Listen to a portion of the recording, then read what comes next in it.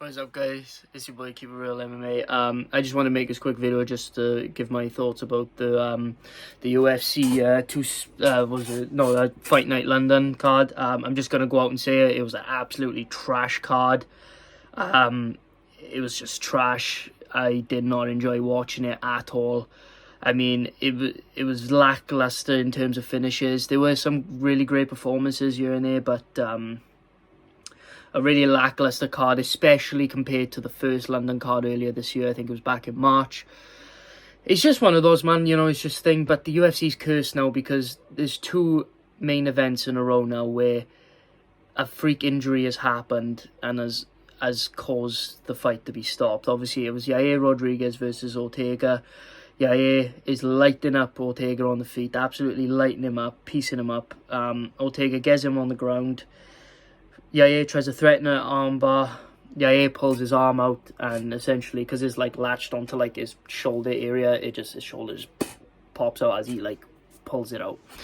That's unfortunate, but at least in that one we had to say that Yair was winning the fight. He was doing very well, and he put Ortega in a position which allowed him to pop his shoulder out. Yeah, so you can get a more definitive winner in that sense, right? But then you got a fight like Aspinall and Blades, and the fight was 15 seconds long, where Aspinall is legit just, they come out swinging, both of them swinging heavy. It was going to be a first round finish either way. They were both swinging heavy, landing leg kicks, and then Aspinall throws a leg kick, and as he comes back, Blades misses the one, but he lands the two, but it barely scrapes him. But the point of emphasis is when Tom Aspinall lands the leg kick, he steps back and his knee just gives out, and then he just goes onto the ground like that. So it's so unfortunate, man. It was a division that was playing out very, very well. It was a division that was going out well, because if Aspinall had won, it would have been perfect for the division. It would have been Jones versus Stipe, interim belt, and then Aspinall versus the winner of Gane or Tuivasa. So then that can determine the next challenger after whoever wins the interim title between John Jones and Stipe. But obviously not. It's just one of those, man, where it's what can you do? Is MMA, it's the sport I love and hate so much. It's everything's laying out perfectly, and then the MMA gods just says no. Obviously, God has a different plan, but it's just really disappointing. It's really frustrating to see that. And luckily, I didn't have to stay up late for that. I got to go to bed early. But at the same time, it's horrible, man, for a card to go that way. It's these fights were so lackluster too leading up. Hermansson and Chris Curtis was lackluster, but I will say that Hermansson had a very, very, very great performance. He really improved his stand-up. He really pieced Chris Curtis apart.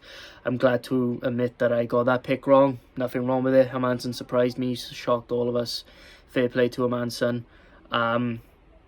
Nathaniel Wood performed very well, though. I'll give it to Nathaniel Wood. He performed very well. His leg kicks were brutal, like I knew they would be, and he was piecing him up. He was doing extremely well. Nathaniel Wood's chin held up at featherweight too, so I'm looking forward to him at featherweight moving forward. What other performances? Molly McCann. Molly McCann performed very well, got the knockout, another spinning elbow knockout.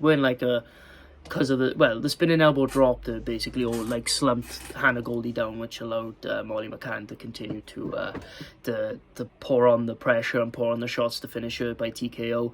So it was a great performance by Molly McCann, man. She really, really, really stepped it up. Paddy Pimblett's performance was okay, but I'm just going to go out and say it, right? I'm not a Paddy hater, but Paddy is extremely overrated. He will not beat anybody in the top 10. I'm just going to say that. The best chance I give him is Dan Hooker or Tony Ferguson. Other than that, I don't think he's beaten anybody in the top 10. Gaethje would sleep him, and I think the rest would sleep him. Chandler would sleep him. I even think Conor would sleep him. It's one of those where, I just think he's very entertaining, and I'm grateful for him and Molly McCann to save this card in the sense of performance-wise, but I don't see him being champ material. I just really don't see it. And I know Paddy's only 26, 27, so he has time to improve, so hopefully he does. I do want to see him in the top 5, but as of right now, I just don't see anybody in the top 10 he can beat. Maybe top 15, but I just don't think he beats anybody in the top 10. I really don't like. Oh, actually, Hooker's not even in the top 10 anymore. No, he's not. I just realized Hooker isn't even in the top 10 anymore. Oh, never mind. But yeah, it's. I don't see him beating anyone in the top 10. But he had a great performance, you know. That arm trap into the rear naked choke against Jordan Levitt was super creative. It was a brilliant submission by Paddy Pimblett. But at least he admitted, you know, in the post-fight interview, he said that he's better than that. He's disappointed with his performance. So at least he knows he didn't perform that well. But he did perform well, but not as well as I think he can. Because I think he is a lot better than that. But even when he is a lot better than that, I think he's overrated. I don't see him beating anybody in the top 10. I'm sorry, I just don't. If he improves enough, I think he can, but it just depends on his performances. Like, I think they're going to give him a top 15 next, which would be a good step for him, which I think he can win. I'll have to have a look at the top 15 to see who he can beat, who I think he can beat. But, yeah, they have to be careful with their matchmaking now, because they knew what they were doing with Jordan Levitt, a guy that doesn't really punch, a guy that's not as good of a grappler or striker. Easy money for Pimblett that fight, you know what I'm saying? But even then, Levitt give him some problems, man, especially with the teep kick.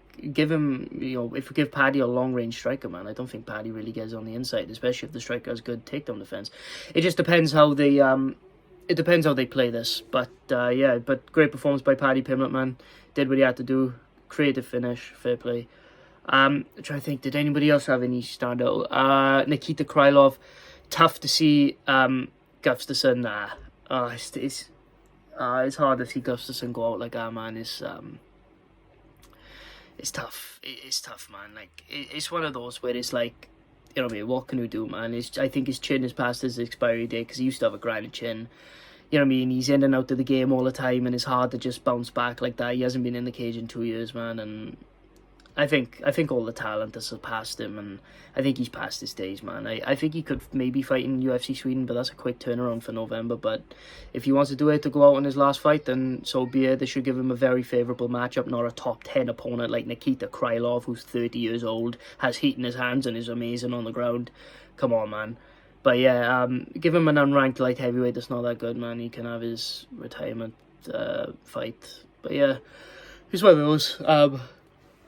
Trying to think what else. It's not really much to talk about other than the card was just an overall disappointment. I think the first one gave such a high expectation of it that it just under-delivered. You know what I'm saying? Like, Molly McCann and Paddy Pimblett delivered again. So if they can continue doing that, they'll all be them, and then maybe I will think Pimblett could be the top 10. Maybe I think Molly McCann can get in the top 10 of her own division, which is trash. Women's flyweight is trash. But, you know, you never know. So it just depends how the fights keep going. It depends how these fighters develop. The one I'm looking forward to the most out of all of them, yeah, in that division, I'm very looking forward to Nathaniel Wood at featherweight. I think he's going to be a very good featherweight prospect. And another thing I'm hoping for is just Tom Aspinall has a great recovery where it doesn't affect his career too much with his knee. Because I still think he's the future heavyweight champ. It's just going to take longer. But by technicality, Curtis Blades gets the dub, so Curtis Blades should fight the winner of Tai Tuivasa and Cyril Gane, in my opinion. But yeah, that's my thoughts on the card. If you guys want to let me know in the comments what you thought of the card, please let me know. I thought it was trash, but you know, that's just my opinion. I'm just one man.